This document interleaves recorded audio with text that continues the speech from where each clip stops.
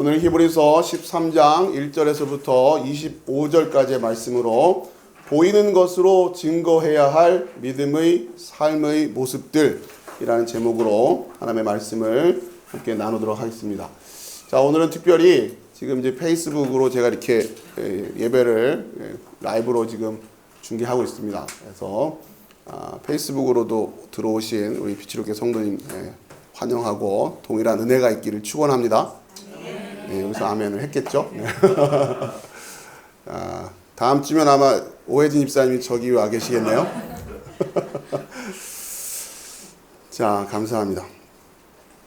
오늘 말씀 나눠드린 자료를 참고하면서 같이 나눌게요. 자, 그 박스에 보시면 지금까지 예수 그리스도의 탁월함에 대하여 논증한 히브리서 기자는 이제 예수를 그리스도로 고백하는 성도들의 삶이 어떻게 탁월해야 하는지에 대하여 권면하고 있다라는 거야. 지금까지 우리가 계속 살펴본 것이 예수 그리스도죠. 예수 그리스도에 대한 설명을 탁월함이라고 한 주제로 설명했어요. 모세보다도 뛰어나다, 천사보다도 선지자들보다도, 그렇죠? 계속 그 예수 안에는 더 좋은 언약이 있다, 더 좋은 피가 있다, 이렇게 하고 있단 말이에요. 자, 그러면서 이 히브리서 기자는 이제 그 13장으로 마무리하면서 믿음의 여정의 구체적인 지침을 우리에게 주고 있는 거죠.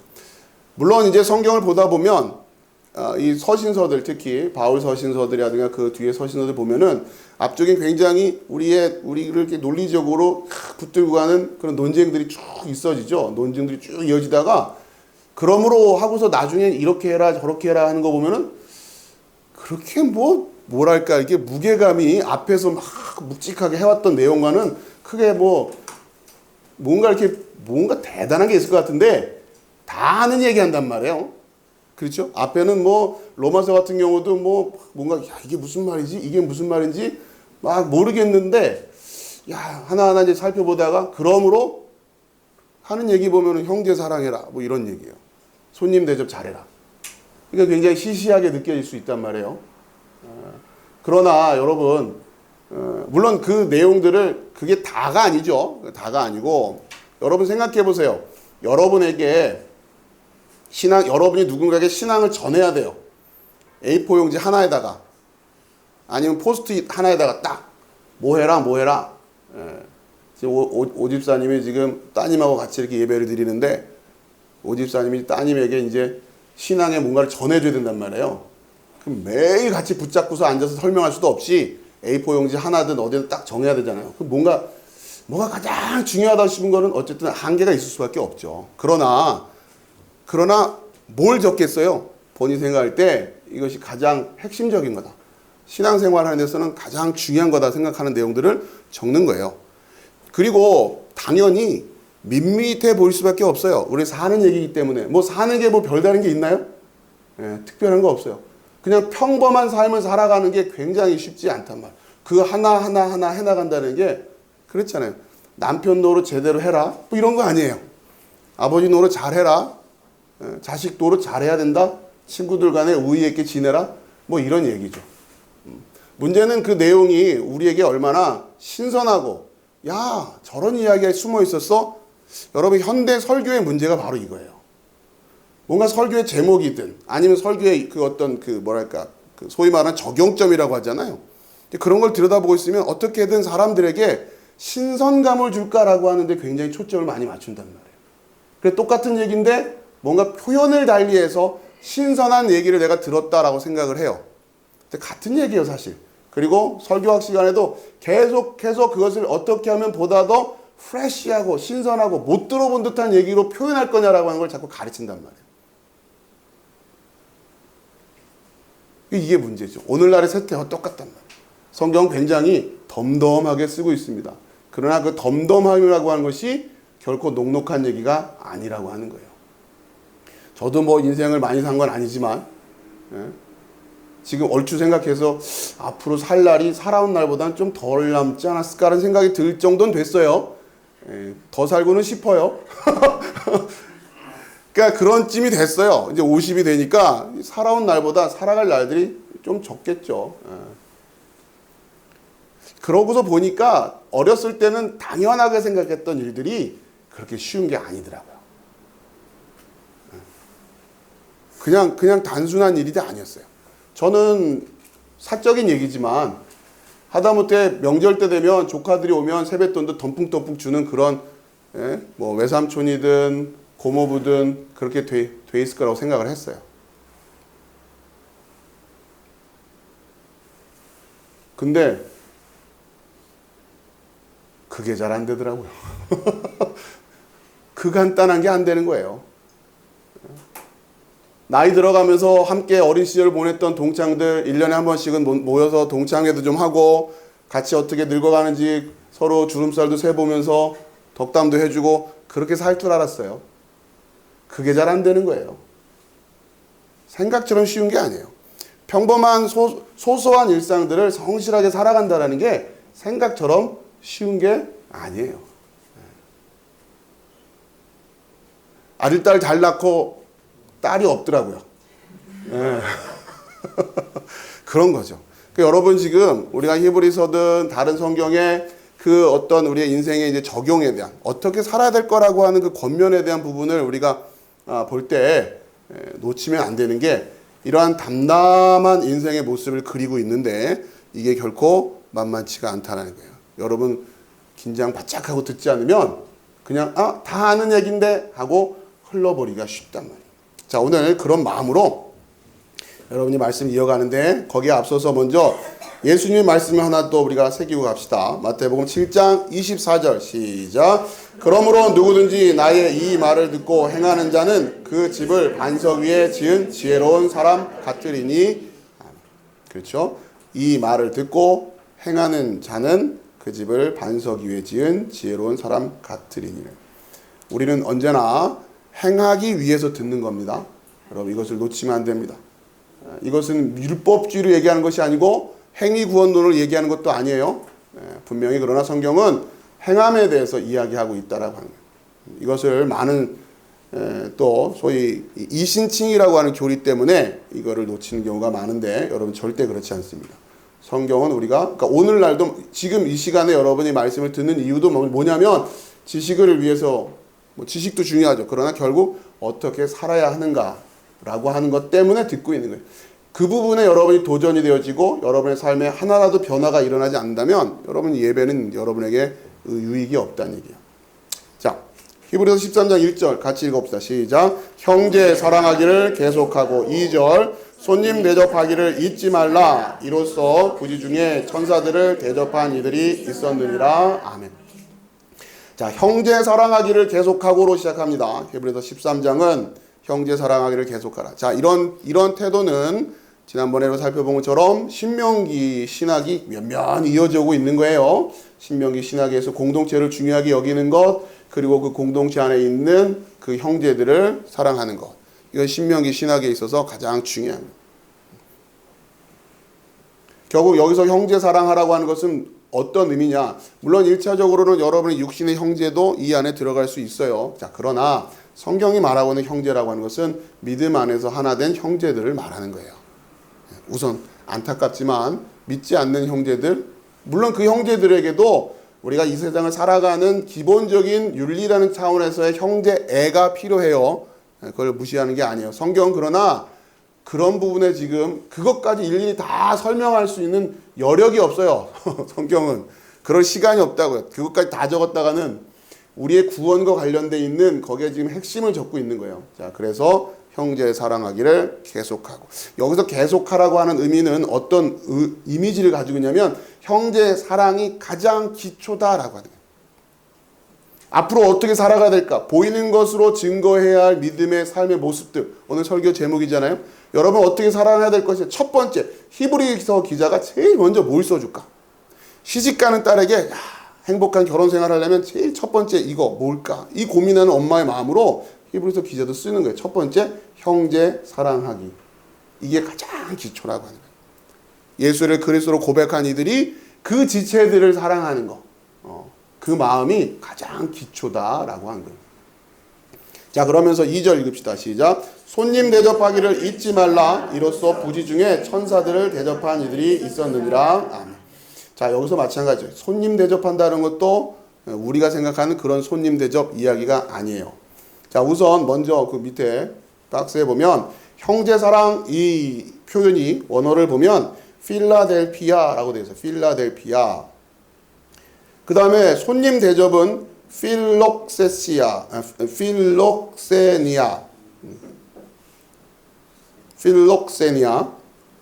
그러니까 필로스란 단어가 똑같이 들어가요. 그러니까 형제사랑은 필로스의 아델포스 해가지고 형제사랑 이런 뜻이고, 손님 대접으로 번역된 것은 필로스의 세노스 해가지고 외국인 낯선 사람. 그러니까 사실은 형제 사랑하기를 계속하고 낯선 사람 사랑하기를 잊지 마라, 이렇게 번역이 돼야 되는 거죠. 손님 대접이 아니라 똑같이 어근이 그렇단 말이야. 필라델피아, 필록세니아.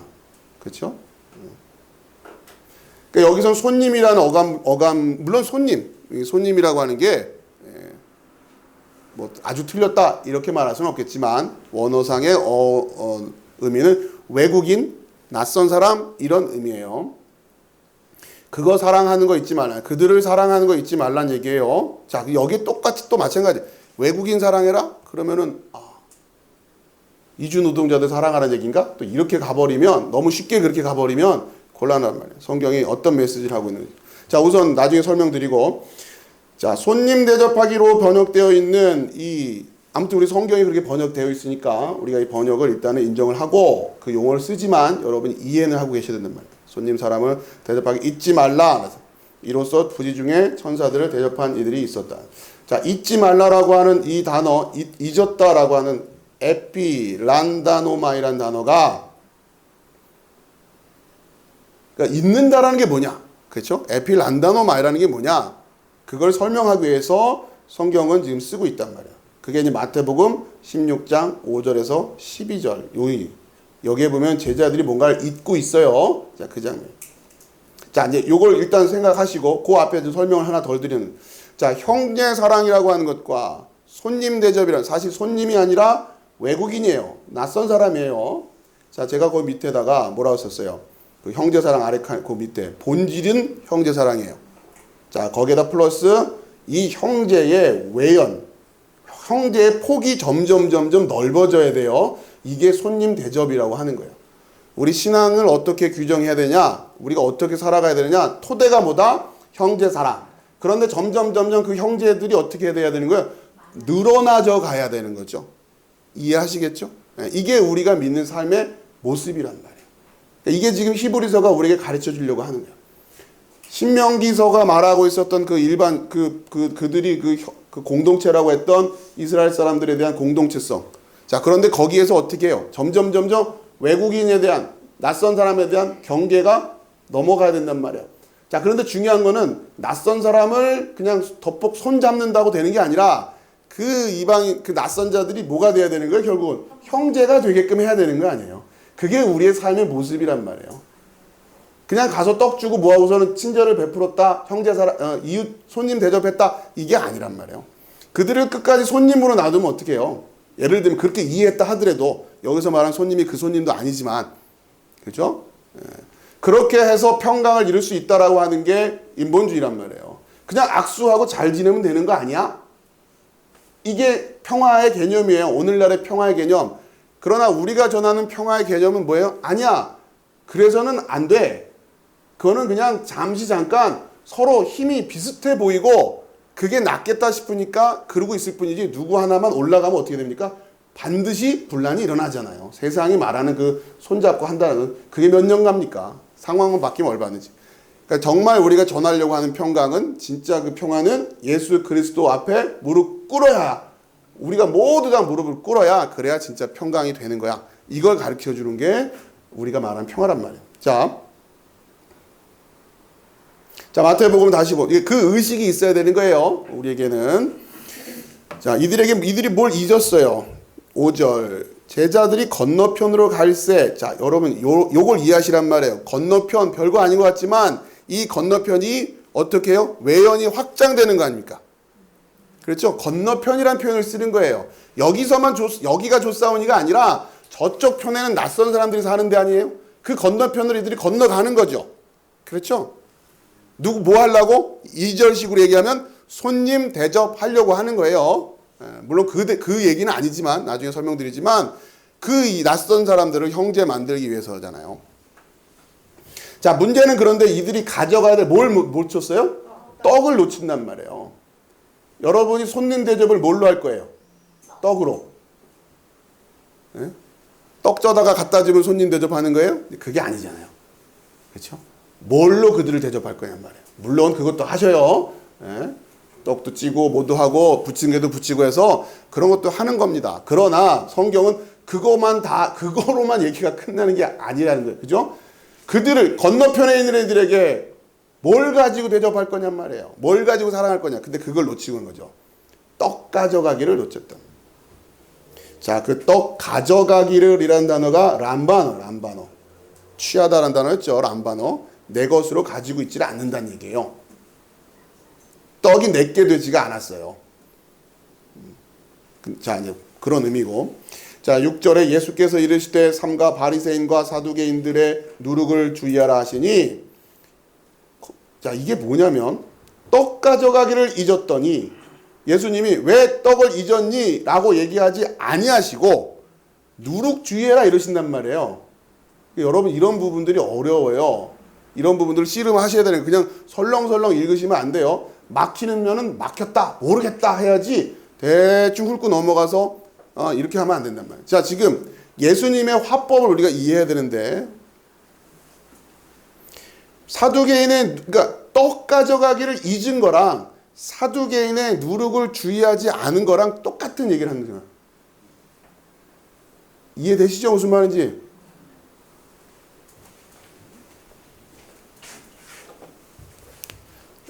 잘 보이시나? 테스트하려고 한번 써보는 거예요. 나중에 여쭤보려고. 잘 보이던가요? 떡 가져가기를 잊었다. 자, 떡 가져가기 잊었으면 예수님은 이렇게 왜 떡을 잊었어? 이렇게 얘기하셔야 되는데 누룩 조심해 이런단 말이야. 그 말인즉슨 떡 가져가기 잊는 거랑 바리새인들의 누룩 조심 안 했다. 와, 똑같다는 얘기를 지금 예수님이 하시는 거 아니에요. 그렇죠? 예수님의 이야기를 들을 때는 예수님이 지금 넘나드신 분이잖아요. 하늘과 땅을. 그러니까 어떨 땐 하늘에서 막 얘기를 할 때가 있어요. 그때 우리가 못 알아들어요. 근데 거기에 사실은 포인트가 있는 거죠.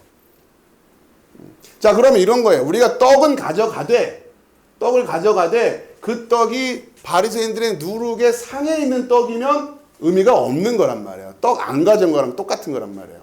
자, 다시 정리합시다. 건너편으로 가기 위해서는 뭐가 있어야 돼요? 떡이 있어야 돼요. 그렇죠? 그런데 그 떡이 뭐가 상해 있으면 바리새인과 이것들의 누룩으로 상해 있으면 이 누룩은 우리가 여러분 아시다시피 그들이 말했던 외식이라든가 율법주의라든가 이런 거 아니에요. 복음을 전한다고 전하는데 그렇게 전해놓으면 안 된단 말이에요. 자, 무슨 얘기냐? 낯선 사람들을 섬기겠다고 부침개만 붙여줘. 왜? 손님 대접 잘하랬으니까. 난 손님 대접했어. 이것도 틀린 거예요. 그러면서 무슨 소리야? 복음을 전해야지. 선교에 뭐 떡만 갖다 주면 뭐해? 복음을 전해야지. 랍시고 복음은 전하는데 누룩을 섞어서 전해주네? 이러면 되는 거야, 안 되는 거야? 안 되는 거 아니에요. 그렇죠? 그러나 건너편으로는 가야 돼요. 건너편으로 가야 된단 말이에요. 그래서 지금 떡에 지금 배고픈 사람들 있어요, 집사님? 그래서 가시는 거예요. 아시겠죠? 이런 게 있는지도 모르는 분들이 많잖아요. 떡을 잘 챙겨 가시란 말이에요. 잘 챙겨 가신 것 같죠? 네. 가서 자꾸 막 누룩 먹이면 안 돼요? 점검해야지 이제. 여러분 요것만 해석되면 요 뒤에는 다 어렵지가 않아요. 무슨 얘기를 하시는 건지. 자, 이제 그 다음부터는 코미디예요. 7절 제자들이 서로 논의하여 이르되 우리가 떡 가져오지 아니하였도다 하거든. 자, 8절에 예수께서 아시고 이르시되 믿음이 작은 자들아 어찌 떡이 없으므로 서로 논의하느냐. 자, 이제는 또 땅에 내려오셔서 떡 얘기를 하시는 것 같아요. 떡이 없으므로 라고 하는 단어도 람바노예요. 람바노. 위에서 떡 가져가기를 해도 람바노. 떡이 없으므로가 아니죠. 사실은 떡을 람바노 하지 못했기 때문에 람바노라고 하는 것은 내 것으로 가지고 있는다라는 뜻이에요. 내 것으로. 그죠? 정확하게. 자, 9절. 너희가 아직도 깨닫지 못하느냐? 떡 5개로 5,000명을 먹이고 주운 것이 몇 바구니며, 주운 이 단어도 람바노예요. 예, 같은 단어가 지금 계속. 그러니까 여기선 그 제자들이 이 떡을 람바노 하고 있어야 되는 거예요. 람바노. 그 다음에 10절. 떡 7개로 4,000명을 먹이고 주운 것이 몇 광주렸는지를 기억하지 못하느냐? 또 이것도 람바노예요. 어찌 내가 내 말한 것이 떡에 관함이 아닌 줄을 깨닫지 못하느냐? 오직 바리새인과 사두개인들의 누룩을 주의하라 하시니, 그제서야 제자들이 떡의 누룩이 아니요 바리새인과 사두개인들의 교훈을 삼가라고 말씀하신 줄을 깨달으니라. 그렇죠? 여러분, 이 대목에서 16장 5절에서 12절 마태복음, 여러분이 5절과 6절이 뭘 얘기하는 것만 정확히 이해하시면 나머지는 어렵지가 않아요. 그러니까 결국 그들이 오병이어 기적을 베풀고 나서 남은 떡들이 있었잖아요. 그걸 뭐 하라는 거예요? 히브리서 13장 2절식으로 얘기하면 뭐 하라고요? 손님 대접하란 말이에요. 손님 대접. 그 떡 가지고 이제 그 떡 들고 나가야 된단 말이에요. 우리끼리만 먹고 그냥 좋다 이러고 있으면 안 된단 말이에요. 꼭 남기신다고요. 그래서 뭐 하라고요? 들고 나가서 뭐 해야 되니까? 손님 대접해야 되죠. 물론 이 손님 대접은 그 손님이 아니에요. 예, 물론 다시 얘기하죠. 여러분 이해하시라고 지금 설명드리는 거지. 예. 아시겠죠? 자, 그 다음에 이 히브리서 13장 2절의 말씀의 배경이 되고 있는 게 창세기죠. 창세기 18장 1절에서 4절 말씀이에요. 여호와께서 마므레의 상수리 나무들이 있는 곳에서 아브라함에게 나타나시니라. 날이 뜨거울 때에 그가 장막문에 앉아 있다가 눈을 들어본즉 사람 셋이 맞은편에 서 있는지라. 그가 그들을 보자 곧 장막문에 달려나가 영접하며 몸을 땅에 굽혀 이르되 내 주여 내가 주께 은혜를 입었사오면 원하건대 종을 떠나 지나가지 마시옵고 물을 조금 가져오게 하사 당신들의 발을 씻으시고 나무 아래에서 쉬소서.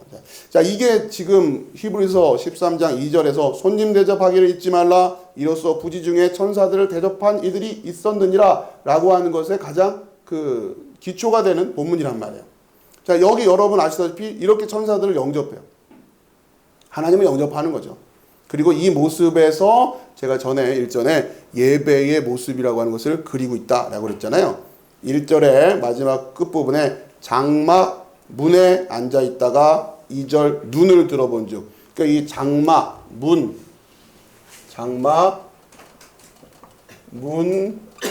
눈, 요 단어들을 모아놓으면 장막은 집이에요. 문은 히브리어로 이렇게.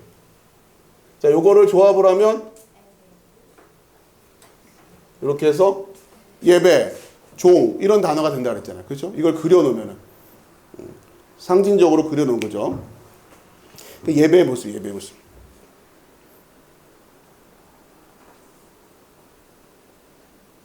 늘 언제나 문 앞에서 하나님을 영접할 준비를 하고 있는 거야. 그렇죠? 집안에 자기가 들어가 있었으면 못 봤겠죠. 이 종의 자리란 말이에요. 요 날이 더운데 집안에 안 들어가 있고 그 문가에 딱 이렇게. 자, 오늘 이제 자세하게 할 시간은 없으니까. 자, 요 내용이에요. 그래서 축복을 받잖아요. 자, 그러면 이제 봅시다. 그 내용 이런 여기서 배경이 된다고 하는 걸 이해하시고 이제 그 아래 칸에 손님 결국 낯선 자였어요. 낯선 자 사랑을 잊지 말아야 하는 이유가 뭐냐? 결국 이게 천사 대접하기, 그렇죠? 그러니까 낯선 자의 초점이 있는 게 아니에요. 잘 들어보세요. 그렇죠? 손님 대접하기를 잊지 말라. 이로써 부지 중에 천사들을 대접한 이들이 있었다라고 한단 말이에요. 그러니까 손님 대접을 열심히 해야 되는 이유가 뭐예요? 낯선 자들을 열심히 잘 섬겨야 되는 이유가 뭐예요? 그들 중에 누가 있으니까? 천사가 있을 수 있으니까 란 말이에요. 낯선 자에 초점이 있는 게 아니에요, 지금. 그렇잖아요. 낯선 자 함부로 막 이게 아니잖아요, 지금. 무조건 다 이렇게 그러라는 얘기가 아니란 말이에요. 왜? 그들 중에 천사가 있을 수 있기 때문이다. 이런 얘기예요. 자, 그러면 이 천사는 뭐냐? 여러분이 이 천사로 번역됐지만 천사라는 단어가 그 밑에 보면 안겔로스예요. 안겔로스. 자, 그런데 이 안겔로스란 단어가 천사란 뜻도 있지만 소식을 전하는 자라는 뜻도 있어요. 영어로 메신저. 그러니까 안겔로스란 단어 안에는 천사란, 그러니까 왜 천사가 천사냐? 하나님의 메시지를 전하는 자 이러기 때문에 천사라고 부르는 거고, 천사잖아요. 하늘의 대사. 그렇죠? 미국 대사는 미사 이게 아니네. 그러고 보니까 미국 대사, 천국 대사를 줄여서 천사예요. 예. 본질은 뭐예요? 소식 전하는 자, 메신저란 말이에요. 천사라는 게.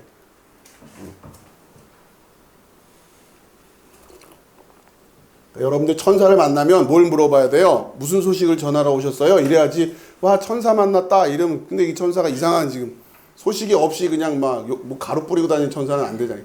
그런 건 아니에요. 그거는 디즈니에 나오는 천사 만나면 항상 그걸 물어봐야 돼요. 천사니까 하늘의 소식을 뭘 전하시려고 오셨습니까? 이래야 되는데, 소식이 없으면 아, 천사 아니구나 이래야 되면, 날개 달렸다고 천사가 아니에요. 소식을 가지고 있으니까 천사 아니에요. 그 말은 돌려서 말하면 여러분 날개 없어도 여러분이 천국의 소식을 가지고 가면 뭐가 되는 거예요? 천사. 천사. 그렇죠? 여러분 집사님, 권사님 서로 보면서 아, 정말 천사 같아요. 천사 같아요. 아니, 저만 보고 웃지 말고 옆에 보고 한번 해주세요. 아, 당신은 천사예요. 네. 천사 같아요.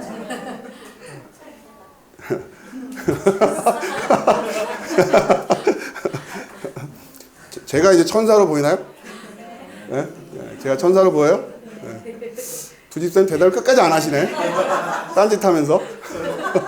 뭐라고 물어봤는지도 모르죠? 제가 천사라고 얘기해요. 듣고도 가만히 있었어요, 그러면? 나는 둘이서 막 이런다고 못 들은 줄 알았는데. 간지러워서. 날개 때문에 그래, 날개 때문에.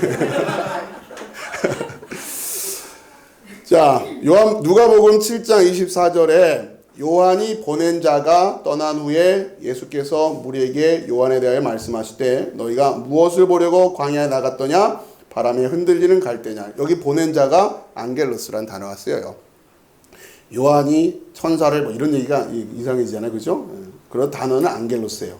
그러니까 소식을 전하는 자. 자, 그 말은 뭐예요? 손님 대접하길 잊지 말아라. 이로써 부지 중에 천사들을 대접하는 이들이 있다라고 하는 얘기가, 천사가 누구냔 말이에요. 복음을 위하여 기꺼이 낯선 자의 삶을 살아가는 전도자들이죠. 전도자들. 그들이 천사란 말이에요. 그 다음에 초대교회 복음 들고 다 어디로 나가는 거? 외국으로 나가잖아요. 낯선 곳으로 나가잖아요. 그렇죠?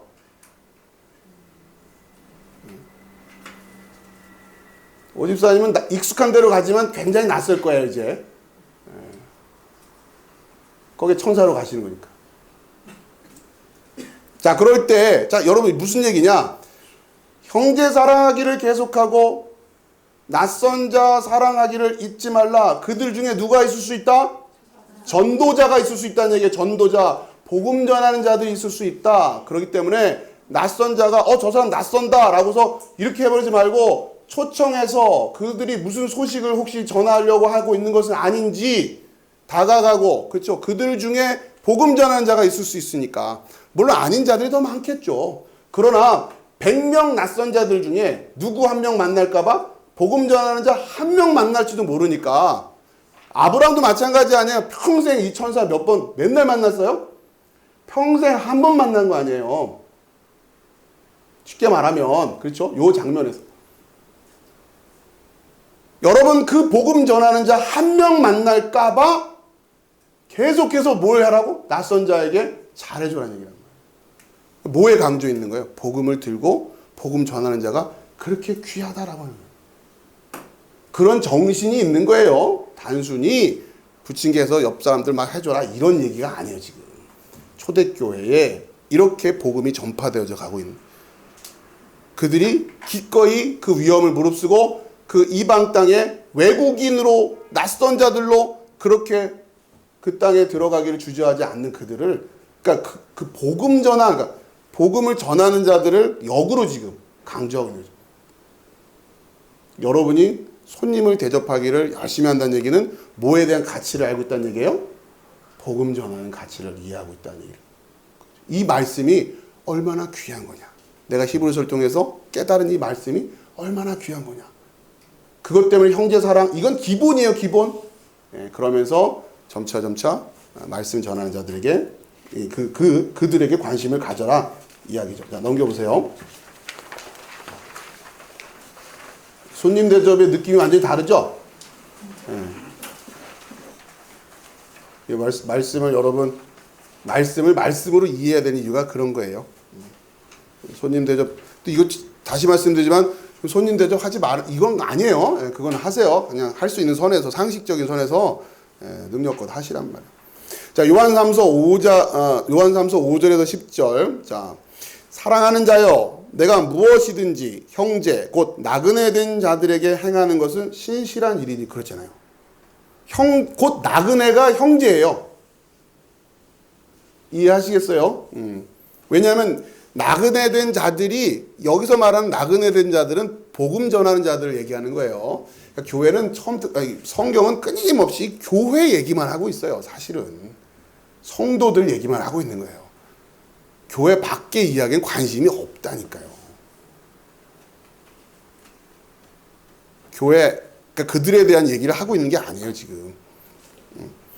형제, 곧 나그네 된 자들, 이들은 누굴 말하는 거예요? 복음 전하는 자들, 우리 형제인데, 복음 전하겠다고 지금 낯선 땅에 가가지고 혼자서 그렇게 막 선교하고 교회 세우려고 하고 있을 그 형제 말하는 거 아니에요.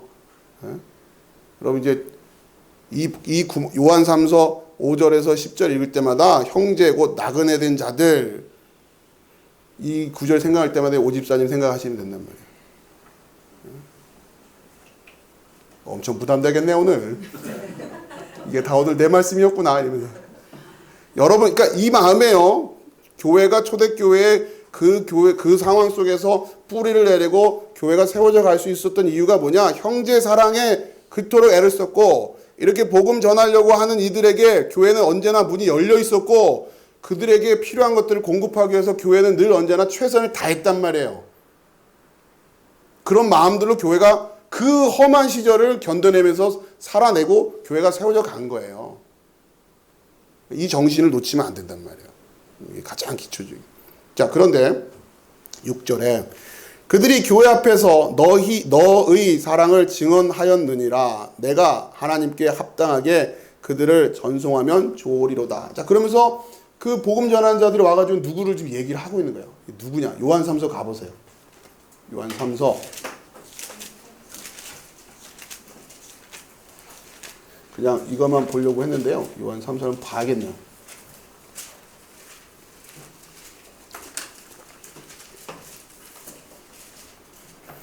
자, 요한삼서 1절입니다. 시작. 장로인 나는 사랑하는 가이오 곧 내가 참으로 사랑하는 자에게 편지하노라. 요한삼서는 가이오에게 쓰는 편지예요. 자, 그렇기 때문에 6절에 그들이 교회 앞에서 너의 사랑을 증언하였느니라 할 때 너의는 가이오예요. 가이오. 그렇죠? 그러니까 이 복음 전도자들이 다니면서 누구를 지금 칭찬하고 다니고 있어요? 가이오. 가이오가 얼마나 사랑에 넘치는지 설명을 하고 있는 거예요. 그런 얘기예요. 자, 그 다음에 7절. 이는 그들이 주의 이름을 위하여 나가서 이방인에게 아무것도 받지 아니함이라. 그러니까 이들이 여러분 아시다시피 요즘 말하는 텐트 메이킹이라고 하는, 그렇죠? 자비량이라고 하는 그런 얘기를 하는 거예요. 이방인 땅에 가가지고서는 그들에게 뭘 안 받아요. 근데 어떻게 지금 생활을 하면서 살 수 있겠냔 말이에요. 그렇죠? 초대교회는 여기에 관심을 가지고 있었어요. 이 문제에. 이 문제를 그냥 그 사람 문제지 생각한 게 아니라 우리의 문제로 인식하고 있단 말이에요. 내 문제로 인식하고 있단 말이에요. 그런 거예요.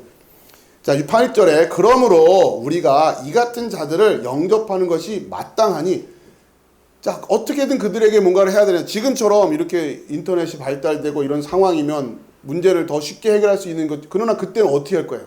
발만 동동 부르는 거 아니에요, 지금. 요즘은 그냥 뭐예요? 토스 이런 걸 쏘면 되잖아요. 그냥 탁. 그런 시절이 아니니까 지금. 자, 그렇기 때문에 그나마 세워져 있는, 그나마 여기저기 나름대로 세워져 있던 교회들은 어떻게 하냐? 이들에게 굉장히 우호적이었단 말이에요. 그런 얘기예요. 초대교회 문화를 지금 이야기하는 거예요. 8절에 그러므로 우리가 이 같은 자들을 영접하는 것이 마땅한, 이 같은 자들이 누구예요? 형제 곧 나그네 된 자들이죠. 이는 우리로 진리를 위하여 함께 일하는 자가 되게 하려 함이라. 9절에 내가 두어 자를 교회에 썼으나 이러면서 지금 이렇게 지금 요한이 그 당시 흩어져 있던 교회들에게 편지를 보내는 거죠. 복음 전도자들 여러분 혹시라도 여러분의 교회에 도착하게 되거든 참 잘 섬겨 주십시오. 뭐 이런 얘기를 하는 거예요, 사실은. 그렇죠? 그런데 9절에 이렇게 지금 해놨는데 내가 두어 자를 교회에 썼으나 그들 중에 으뜸되기를 좋아하는 디오드레베가 우리를 맞아들이지 아니하니. 디오드레베라는 사람이 있었는데 으뜸되기를 좋아하는데 선교비 줄입시다 이러는 거예요 지금. 요즘식으로 얘기하면 그런 거 아니에요 지금. 디오드레베라는 장로가 있었는데 요즘 형편도 어려운데 선교비 줄입시다 이런 얘기 하는 거예요 지금. 그동안 우리가 운영하던 선교관도 다 팝시다. 선교사님들 오셔가지고 잠시 쉬어갈 수 있는 숙소 같은 거 그거 1년에 몇 번이나 씁니까? 뭐 이런 거야 지금. 예나 지금이나. 으뜸되기를 좋아하는 디오드레베가 그렇게 맞아들이지 않아요. 낯선 분들인데요. 어디서 오셨나요? 저 복음 전하는 데 관계없습니다. 자 10절 그러므로 내가 가면 그 행한 일을 잊지 아니하리라. 여러분 요한 하면 사랑의 사도 이러잖아요. 그죠? 여기 10절에 요한이 사랑의 사도로 느껴져요? 그러니까 여러분 우리가 생각하는 사랑을 낭만적인 개념을 이해하시면 안 되는 거예요. 사랑이 많은 요한이었는 줄 알았는데 내가 이거 안 잊어버릴 거야 이런 얘기하는 거 아니에요. 왜요? 주의 일에 있어서만큼은 화를 낼 수 있어야 되는 거예요. 아닌 거를 덮어놓고 다 그냥 아이고 우리 디오드레베를 위해서 기도해 줍시다. 아니라니까요. 뭐라고 그래요? 그러면 내가 가면 그 행한 일을 잊지 아니하리라. 요한도 B형이었어요. 반박할 근거 있으면 가져오세요. 난 말씀을 근거로 얘기하는 말씀을 근거로. 꼼짝 못하지 뭐. 요한이 A형이었을 거라는 근거를 말씀으로 가지고 오세요. 자, 그가 악한 말로 우리를 비방하고도 오히려 부족하여 형제들을 맞아들이지도 아니하고 맞아들이고자 하는 자를 금하여 교회에서 내쫓는도다. 이 디오드레베 참 이름도 드레베예요. 이에 대한 요한의 태도를 여러분 놓치시면 안 돼요. 요한이 뭐 사랑 여러분 사랑 누가 말했나 이런 사랑이 아니에요. 성경은 그렇게 그렇게 지금 읽으시면 여러분 큰일 납니다. 안 잊어버린다잖아요. 안 잊어버린다. 여러분이 그렇게 하는 사랑의 사도라고 이름 알고 있던 요한조차도 나 디오드레베 절대로 안 잊어버릴 거예요. 왜? 자, 이유가 뭐예요? 복음이 전파되어진다라고 하는 것이 어떤 의미인지를 이해를 못하기 때문에. 그렇죠? 그게 얼마나 초대교회는 당면한 과제였고 이게 시급한 문제는. 근데 여기에서 지금 회방을 놓는다? 이건 사랑 이렇게 할 상황이 아닌 거예요. 그거는 우유부단이고 분별력도 없는 거고. 여러분 지도자들이 리더들이 이런 대목에서 정확하게 이게 없으면 안 됩니다. 안 되는. 그러니까 지금 얼마나 지금 어처구니 상황이에요. 그러니까 요한 3서는 여러분 자 보세요. 요한 3서 펴놓으셨죠? 네. 요한 3서 제일 유명한 구절이 2절이에요. 요한 3서 2절 같이 읽읍시다. 시작. 사랑하는 자여 내 영혼이 잘됨 같이 내가 범사에 잘되고 강건하기를 내가 간구하노라. 요한이 이것 때문에 썼을까요? 요한 3서 다 읽어보세요. 가이오한테 이거 축복하려고 쓴 것 같아요? 아니에요. 요한 3서의 주제는 이거예요. 나 안 잊어버릴 거야. 그죠? 요한 3서의 주제 요절은 10절. 그러므로 내가 가면 그 행한 일을 잊지 아니하리라. 이런 얘기는 안 읽어요. 그리고 그냥 요것만 그냥 이렇게 그냥 쪽지에다 넣어가지고 다니죠. 이거 내 마음을 촉촉하게 해주니까. 요한 3서의 주제는 교회 안에 들어와 있는 디오드레베 같은 이들에게 경고하는 거 아닙니까? 그리고 나는 그들을 용납할 수가 없다. 여러분 어떻게 하냐? 잘 치리하고 복음 전하는 자들에게 최선을 다해서 교회가 서포트해라. 자, 다시 교재로 넘어오세요. 이사야 52장 7절 같이 읽어봅시다. 시작. 좋은 소식을 전하며 평화를 공포하며 복된 좋은 소식을 가져오며 구원을 공포하며 시온을 향하여 이르기를 내 하나님이 통치하신다 하는 자의 산을 넘는 발이 어찌 그리 아름다운가. 아멘. 그렇죠? 그러니까 지금 이 정신을 히브리서 기자도 그대로 이어가고 있는 거죠.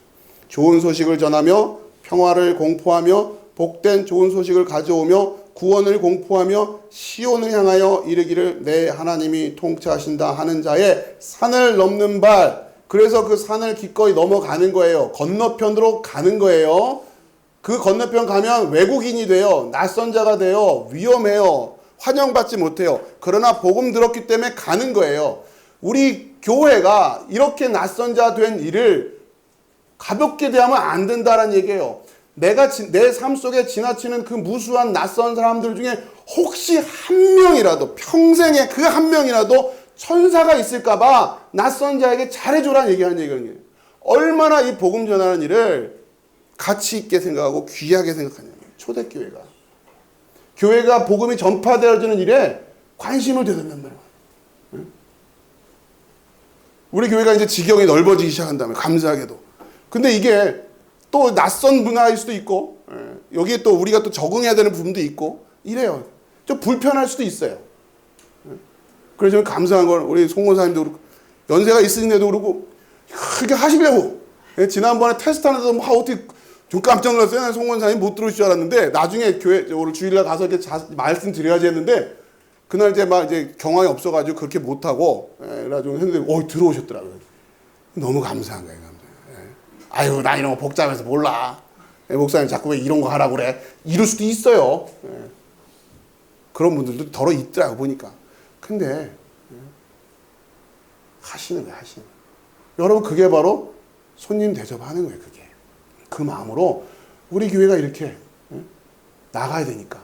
그러니까 아마 이제 권사님도 이제 계속 이제 여기 서가지고 찬양하시면 이 화면이 나가잖아요. 그렇죠? 저도 이제 헤어 신경 쓰잖아요. 신경 쓰일걸. 막상 보면 신경 쓰일걸. 알아서 신경 쓸 거예요, 아마. 그랬더니 여러분, 권사님 뭔가 좀 달라져도 그러려니 하세요. 또 방송 나간다고 이렇게 막 하시면, 권사님 A형이었던가? 그러니까 이제 상심할 수 있으니까, 저 같으면 상관없는데. 자, 이런 거죠, 이런 거. 우리 교회가 이제 하나님이 지경을 넓히시려고 도전을 주신단 말이에요.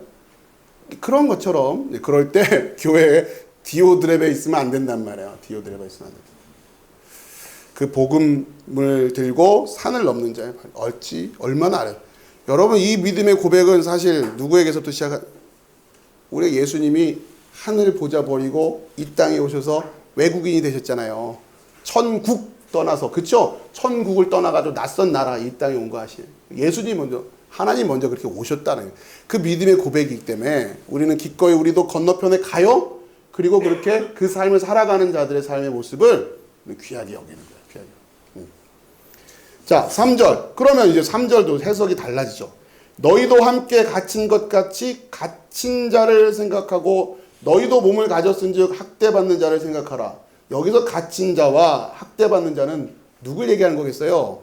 교도소 전도하러 가자는 얘기가 아니라 단순히 그런 차원이 아니라 전도하다 갇힌 자, 전도하다 갇혀서 학대받는 자들 얘기하는 거예요. 1차적인 초점은 거기에 있는 거예요. 여러분 이건 이기적인 얘기가 아니라 그랬죠. 하나님의 나라, 주의 몸된 교회를 먼저 돌보는 게 이게 이게 기초입니다. 이 원칙을 놓쳐버리면 안 돼요. 자기 가정을 잘 건사하고 자기 주변을 잘 건사하고 그러면서 확대되어져 가는 거죠. 먼저 교회를 든든히 세워져 가면 교회가 진짜 그 빛의 역할을 하면 이 땅에 감옥이 생길 이유도 없어요. 갇힌 자가 생길 이유도 없단 말이에요. 보다 더 본질적인 진리의 싸움 우리가 싸워나가지 않으면 안 된단 말이에요. 자, 그거예요 지금 3절에서 얘기하는 것도. 자, 디모데서 1장 8절 시작. 그러므로 너는 내가 우리 주를 증언함과 또는 주를 위하여 갇힌 자 된 나를 부끄러워하지 말고 오직 하나님의 능력을 따라 복음과 함께 고난을 받으라. 아멘. 그 얘기잖아요. 그렇죠? 디모데에게 바울이 얘기한단 말이에요. 여기서 바울이 스스로 갇힌 자가 됐잖아요. 학대받는 자가 됐잖아요. 그러니까 나 염려하지 말고 나 부끄러워하지 말고 오직 하나님의 능력을 따라 복음과 함께 고난을 받으라. 이 얘기는 뭐예요? 디모데야, 너도 내 자리 옆에 있으니까 너도 같이 이리 와. 이런 얘기는. 너도 복음 전하다가 갇혀야 되는 거야. 밖에서 아유 우리 바울 어떻게 해요? 우리 바울 어떻게 해요? 이러지 말란 얘기예요. 이러지 어떻게 해요? 어떻게 해요? 뭐야? 너도 지금 이리 들어와야 되는데. 그죠? 갇힌 자, 그러니까 너희도 함께 갇힌 것 같이 갇힌 자를 생각하고 너희도 몸을 가졌은 자 학대받는 자를 생각하는 얘기가 여러분 이들을 여러분 밖에 남의 얘기처럼 바라보면서 아유 저들은 저렇게 복음 전하다 갇혔으니까 얼마나 아유 좀 잘해드려야지 이러란 얘기가 아니라 여러분도 어떻게 할 생각하고 있어라? 갇힐 생각하라는 얘기예요. 지금 그런 얘기를 하는 거지 나는 저건 못하겠어 이러면서 지금 그런 얘기가 아니란 말이에요. 우리 한국교회가 한국교회뿐만 아니라 용어인지 어떤지 모르겠지만 제가 별로 좋아하지 않는 표현이 있는데 보내는 선교사라는 표현을 별로 안 좋아해요. 굉장히 이기적인 표현이에요. 내가 직접 못 가니까 보내기라도 하자. 어떤 취지는 알아요. 어떤 취지는 알지만 보내는 선교사, 가는 선교사 따로 있는 거 아닙니다. 아시겠죠? 어떤 의도인지는 알겠지만 그거는 아까 바리새인의 누룩이 섞여 있어요. 요 누룩. 자칫하면 건강한 선교의 개념을 잘못 이해하게 할 수 있는 그렇게 보내놓고서 선교 다 했다라고 생각할 수 있는 나는 보내는 선교사로서의 책임을 잘 하지도 않아요 사실은. 그런 용어에 여러분이 위안을 받지 마시라는 거예요. 바울은 그런 얘기를 안 합니다. 함께 고난을 받아라 그러지. 디모데후서 1장 15절 18절 시작. 아시아에 있는 모든 사람이 나를 버린 이 일을 내가 안 하니 그 중에는 부겔로와 허모게네도 있느니라. 자, 디모데후서에 또 이런 얘기 있습니다. 아시아에 있는 모든 사람이 나를 버렸대요. 아시아에 있는 모든, 그러니까 여기서 아디아에 있는 모든 사람이라는 얘기는 아시아 지방에 있는 교회의 교인들이 다 바울을 지금 이렇게 했다는 얘기를 하는 거예요, 지금. 그 중에는 부겔로와 허모게네도 있느니라. 그리고는 설명이 없어요. 왜일까? 사람들이 부겔로가 허모게네도 아는 거죠. 이들이 그만큼 영향력이 있었는지는 모르겠어요. 저는 그렇게 해석을 해요. 아, 저들도? 자, 16절 원하건대 주께서 오네시보로의 집에 긍휼을 베푸시옵소서. 그가 나를 자주 격려해주고 내가 사슬에 매인 것을 부끄러워하지 아니하고. 자, 그런데 아시아에는 모든 사람이 나를 버렸어요. 심지어는 부겔로와 허모게네조차도. 자, 그런데 오네시보로가 갇힌 바울을 부끄러워하지 않고 그와 형제됨을 드러내놓기를 주저하지 않았단 말이에요. 그 얘기를 하는 거예요, 지금. 17절 로마에 있을 때에 나를 부지런히 찾아와 만났음이니라. 지금과는 비교가 될 수도 없는 그런 시절에 그때 내가 로마에 있을 때 로마에 갇혀 있을 때잖아요. 오네시보로가 부지런히 찾아와서 만났다라는. 집사님도 부지런히 찾아와서 만나세요? 네? 그죠? 주말 항공권이 비싸서 부담되나? 예. 그런 얘기는 성경에 없으니까 부지런히 아무튼 찾아와서 만났대요. 싼 항공권 찾아서 오신 게 아니고 그만큼의 축복을 축원합니다. 비행기 값 신경 쓰지 않고 다닐 수 있는 집사님 되세요. 여유가 좀 더 나시면 제 것도 좀 보내주시고 초청도 하시고 우리 교회가 그렇게 지경이 넓어져 가야죠. 자, 18절에 원하건대 그 얘기 하는 거예요. 바울 똑같은 마음이에요. 오네시보로에게. 18절 원하건대 주께서 그로 하여금 그 날에 주의 긍휼을 입게 하여 주옵소서. 또 그가 에베소에서 많이 봉사한 것을 내가 잘 아느니라. 그렇죠? 여러분 인생이 이렇게 아름답게 추억되어질 수 있는 인생들이 되시길 바랍니다. 성도들이 그 성도의 삶을 회고할 때마다 축복이 저절로 되어지고 기뻐지고 힘을 얻을 수 있는 우리 빛으로교회 성도들이 다 그렇게 한 분 한 분 바울이 지금 이 오네시보로를 생각하면서 어떤 마음을 품고 편지를 쓸까? 그렇죠? 흐뭇한 마음. 그냥 할 수 있는 축복을 다 하고 싶은 마음. 자, 이사야 58장 6절에서 11절. 같이 제가 읽을게요. 내가 기뻐하는 금식은 흉악의 결박을 풀어주며 멍에의 줄을 끌어주며 압제당하는 자를 자유하게 하며 모든 멍에를 꺾는 것이 아니겠느냐. 또 줄인 자에게 내 양식을 나누어 주며 요리하는 빈민을 집에 들이며 헐벗은 자를 보면 입히며 또 내 고륙을 피하여 스스로 숨지 아니하는 것이 아니겠느냐. 그리하면 내 빛이 새벽같이 비칠 것이며 내 치유가 급속할 것이며 내 공의가 내 앞에 행하고 여호와의 영광이 내 뒤에 호위하리니 내가 부를 때에는 나 여호와가 응답하겠고 내가 부르짖을 때는 내가 여기 있다 하리라. 만일 내가 너희 중에서 멍에와 손가락질과 허망한 말을 제하여 버리고 줄인 자에게 내 심정이 동하며 괴로워하는 자의 심정을 만족하게 하면 내 빛이 흑암 중에서 떠올라 내 어둠이 낮과 같이 될 것이며 여호와가 너를 항상 인도하여 메마른 곳에서도 내 영혼을 만족하게 하며 내 뼈를 견고하게 하리니 너는 물된 동산 같겠고 물이 끊어지지 아니하는 샘 같을 것이라. 아멘. 자, 이사야가 지금 무슨 이야기예요? 그렇죠? 이것 때문에 복음을 들고 진리를 전파하는 산을 넘는 자들, 이사야 52장에서 말하는, 또 이사야 58장에서는 그들이 다니면서 이 사역을 하는 거 아니에요. 그렇죠? 이들에게 하나님이 축복하신다는 얘기예요. 물된 동산 같을 것이다. 너의 뼈를 견고하게 할 것이다. 내 영혼을 만족하게 할. 너를 항상 인도하여 메마른 곳에서도 내 영혼이 만족하게 될 거야. 물이 끊어지지 아니하는 샘 같은 거야. 아무튼 아름다운 축복의 언어들이 다 쏟아지고 있단 말이에요.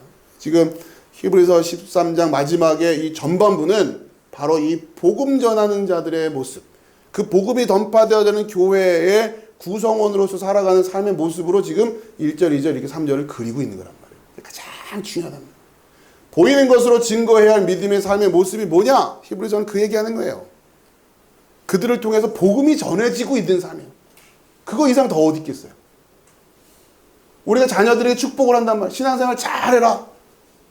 히브리서는 뭐라고 축복하는 거예요? 너를 통해서 복음이 전파되어지는 삶을 살아라. 우와.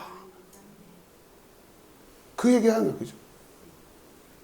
그러기 위해서 형제사랑. 성도들 간에 잘하라는 얘기예요. 설정. 복음 전파하는 전도자들에게 마음을 쏟고 그들을 열심히 도와라. 나도 전도자야 되니까 그 마음을 다 알 수 있는 건 아니란 말이에요. 낯선 곳에서 복음을 전해봤어야 낯선 곳에서 복음을 전하는 자의 삶을 이해할 수 있는데 그 삶을 안 살아봤으니 복음을 안 전해봤으니 잘 모른단 말이에요. 바울은 그 얘기를 하고 있는 거예요. 히브리서 기자는 그걸 한단 말이에요. 자, 그 다음에 이제 개개인의 삶의 영역으로 넘어가면서 4절 같이 읽읍시다. 시작. 모든 사람은 결혼을 귀히 여기고 침소를 더럽히지 않게 하라. 음행하는 자들과 간음하는 자들을 하나님이 심판하시리라. 아멘. 자, 물론 이 결혼이라고 하는 것은 여기서 말하는 물리적인 측면도 있지만 우리가 일상적인 말할 그 결혼 또 영적인 의미도 있죠. 자, 그러면서 1차적으로 보이는 것으로 증거해야 할 믿음의 삶의 모습들에서 가장 중요한 게 뭐예요? 아름다운 결혼을 통해서 결혼의 모습을 통해서 하나님의 하나됨의 영광을 드러내려고 하는 그 모습이에요. 그 가정을 보고 있으면 그게 굉장히 중요해요. 이 가치가 굉장히 중요한 가치인 거죠. 오늘 이 시대에 아무튼 이 부분이 그러니까 히브리서 기자가 지금 요거 복음 전파되는 거 그 다음에 딱 끄집어드리는 게 뭐예요? 결혼. 그죠? 부부의 모습. 유일하게 하나님이 그것으로 하나됨을 보여주시려고 했단 말이에요. 자, 두 번째 5절입니다. 시작. 돈을 자랑하지 말고 있는 바를 족한 줄로 알라. 그가 친히 말씀하시기를 내가 결코 너희를 버리지 아니하고 너희를 떠나지 아니하리라 하셨느니라. 아멘. 히브리서 지금 주제가 우리가 믿음의 여정을 가는 데 있어서 얽매이기 쉬운 죄를 벗어버리고 그랬어요. 자, 그러자 이제 그 여정과 관련해서 또 문제, 조심해야 될 건 뭐예요? 돈 사랑하지 말아요. 돈 사랑하지 말아요. 있는 바를 족한 줄로 알아라. 우리가 믿음의 삶을 살아나가는 데 있어서 거추장스러워질 수 있는 게 돈이에요. 돈. 너무 없어도 문제지만 너무 돈을 사랑해도 문제된 말이에요. 그 다음에 뭐 하라고요? 있는 바를 족한 줄로 알라.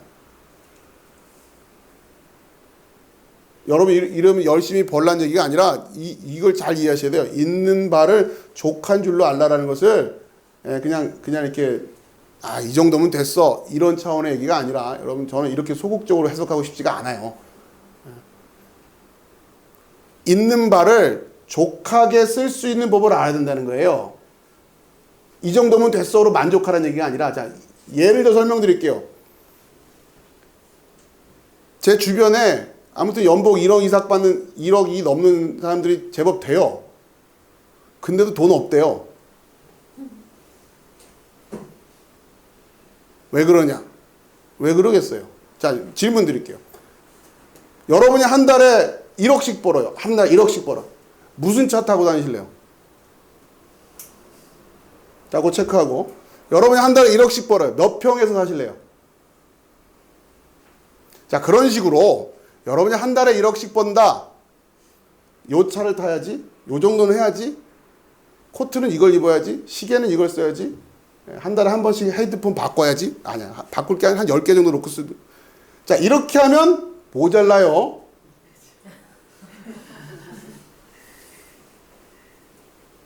자, 내가 한 달에 1억씩 번다고 해서 그렇게 넓은 평수의 아파트에서 살아야 될 이유가 있어요? 그 차를 꼭 타야 될 이유가 있어요? 자, 이거예요, 지금. 그러니까 여러분 조심하세요. 이거를 있는 바를 족한 줄로 알라 하니까 이거를 자기가 지금 경제적으로 그냥 이렇게 이래도 그냥 됐어. 족한 줄 알라 했으니까 여러분 그렇지 않아요. 열심히 잘 버셔야 돼요. 부지런히 잘 버시란 말이에요. 그 성경은 지금 이 부분은 그런 이야기를 하는 게 아니라 여러분이 버는 것을 족하게 쓸 수 있으려면 뭔가는 지금 생각을 달리 해야 되는 부분이 있단 말이에요. 근데 지금 이 세상은 자꾸 그래도 명색이 연봉이 1억인데 그 정도 아파트는 살아야 되는 거 아니야? 명색이 연봉이 이건데 이 정도 차는 타야 되는 거 아니에요?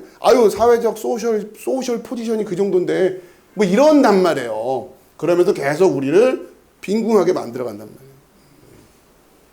여러분 이 생활의 패턴을 이걸 잘 생각해내지 않으시면 여러분 이 부분은 자칫하면 돈이 얼마 없는 사람들이 그냥 이걸로 위안 삼는 수준이 되는데 성경 그런 차원의 얘기가 아니에요. 그렇게 얄팍한 얘기가 아닙니다.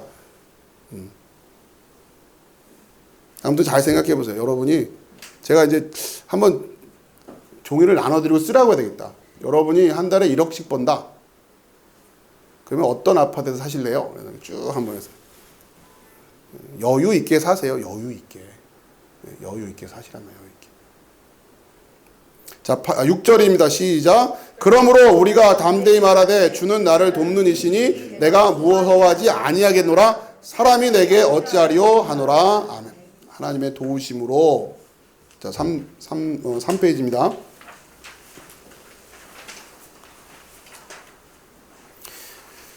(7절) 시작. 하나님의 말씀을 너에게 일러주고 너희를 인도하던 자들을 생각하며 그들의 행실의 결말을 주의하여 보고 그들의 믿음을 본받으라. 아멘. 자, 우선 히브리서의 이 13장의 분위기를 쭉 우리가 들었는데 하나님의 말씀을 너에게 일러주고 너희를 인도하던 자들, 굉장히 중요한 역할을 하는 사람들이죠. 그렇죠? 히브리서 이 분위기에서는 복음을 전한 자들이었고 여러분들에게 영적으로 계속 양육하는 분들이었단 말이야. 그렇죠? 지금도 그렇고. 자, 그런데 그들의 행실의 결말을 주의하여 보고 그들의 믿음을 본받으라. 자, 요걸 오해하기가 쉬워서 그래요. 그들의 행실의 결말을 주의하라. 이게 이렇게 써놓으니까 예를 들면 여러분식으로 얘기하면 목사님의 행실의 결말을 한번 쭉 지켜보자. 나중에 나중에 나이 들었을 때 어떻게 되는지를 볼까? 예를 들면 이런 얘기가 아니라 저 권사님이 저렇게 신앙생활하다가 끝에는 어떻게 되는 거야? 결국은 이런 얘기가 아니라 행실의 결말, 요 단어가 어렵죠. 자, 여기 보면 행실의 결말.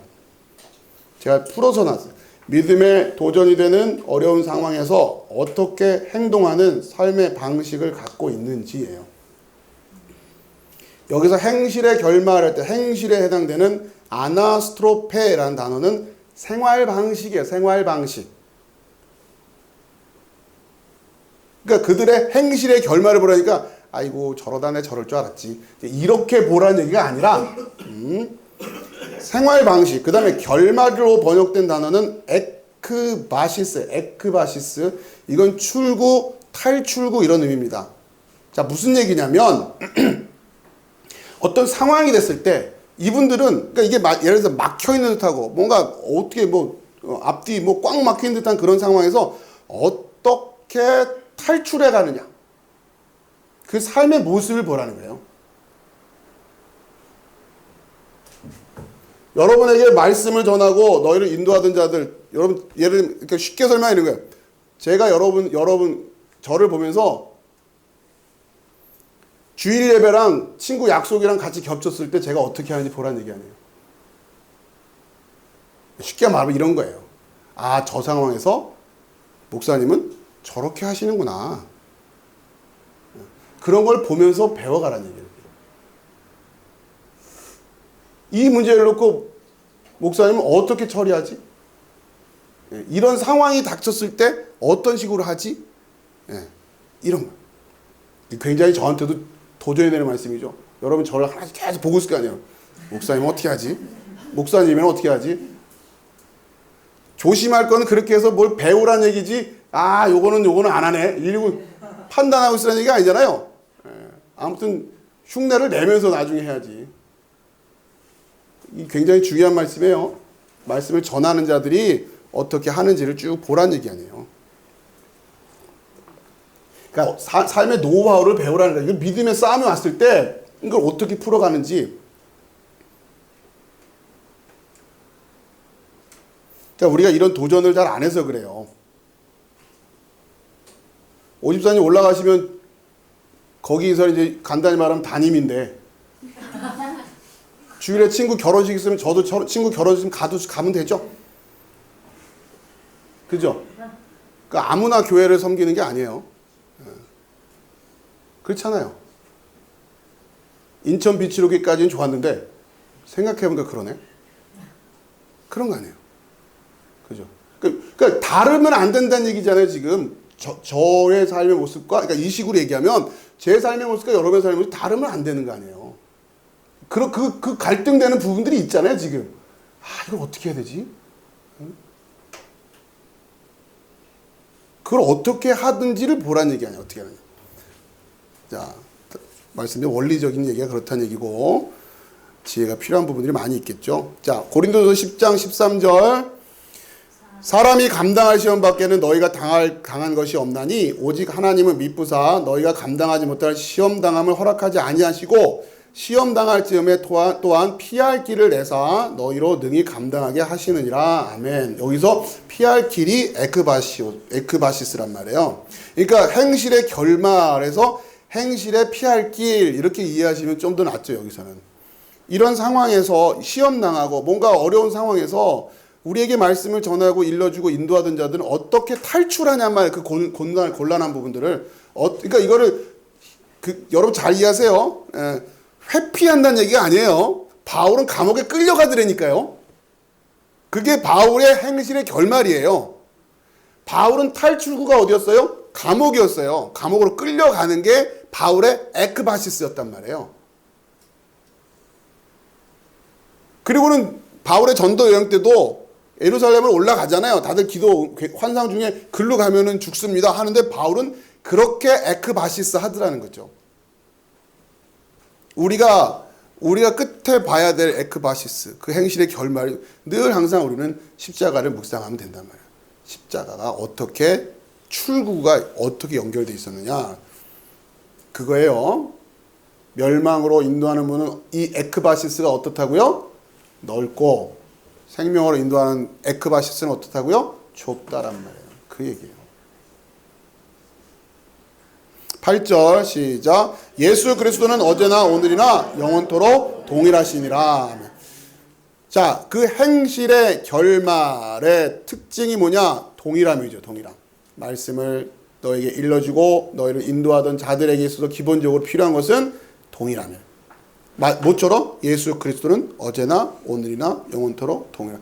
그러니까 성경은 지금 우리에게 뭔가 논설문처럼 쓰여 있는 게 아니라 이게 툭툭툭 주어져 있기 때문에 그 행실의 결말 중에서 우리가 궁극적으로 쫓아가야 될 그 행실은 예수 그리스도의 행실이었고, 그 예수 그리스도의 행실, 그 예수님의 행실의 결말에 에크바시스의 특징이 뭐냐? 동일하는, 영원토록 동일하시다.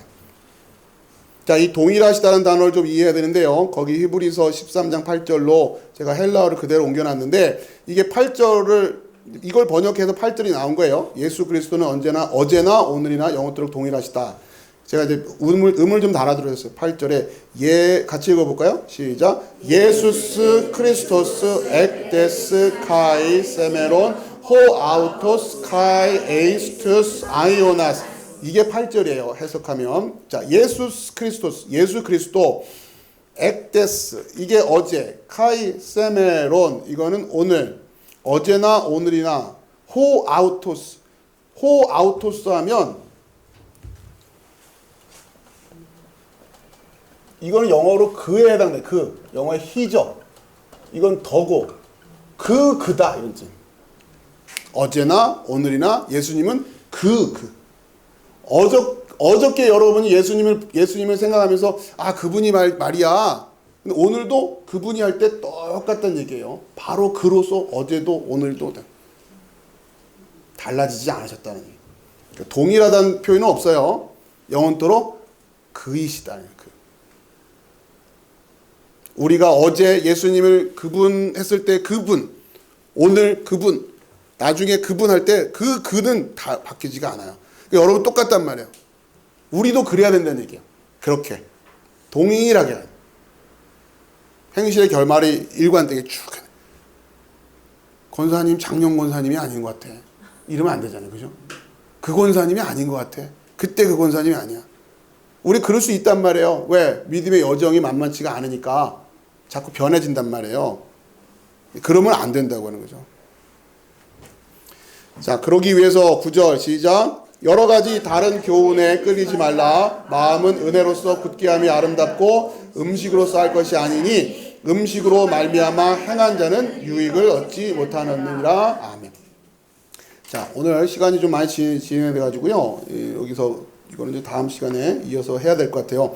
자, 여기까지만. 자, 그러기 위해서 여러 가지 다른 교훈에 끌리지 말라. 마음은 은혜로서 굳게함이 아름답고 음식으로서 할 것이 아니니 음식으로 말미암아 행한 자는 유익을 얻지 못하느니라. 여기서 행한 자라고 하는 것은 음식을 가지고 굳게 하든 튼튼하게 했다는 얘기예요. 굳게 하다는 얘기. 마음이 굳어서 이러면은 좀 부정적인 얘기란 말이에요. 근데 여기는 마음이 튼튼하다 이런 얘기예요. 마음이 튼튼해지지 못하는 이유는 여러 가지 다른 교훈에 끌리기 때문이에요.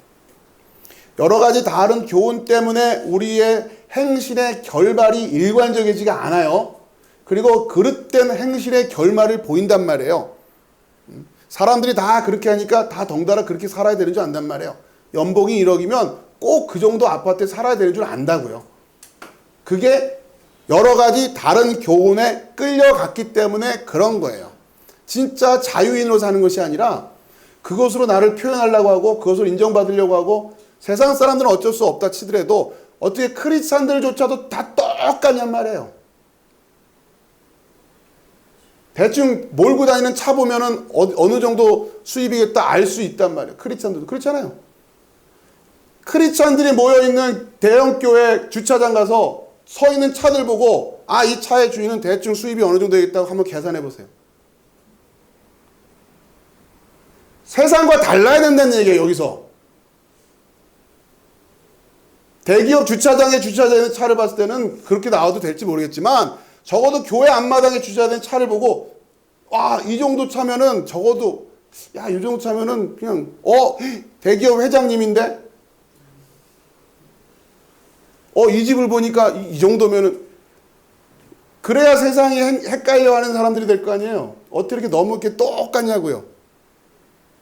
그리고 그들의 삶의 가치가 어디에 초점이 되는 이게 없잖아요 지금. 그리고는 그렇게 차를 바꾸면 축복받았다고 하고 지난번까지는 2차 타셔다가 2차 타면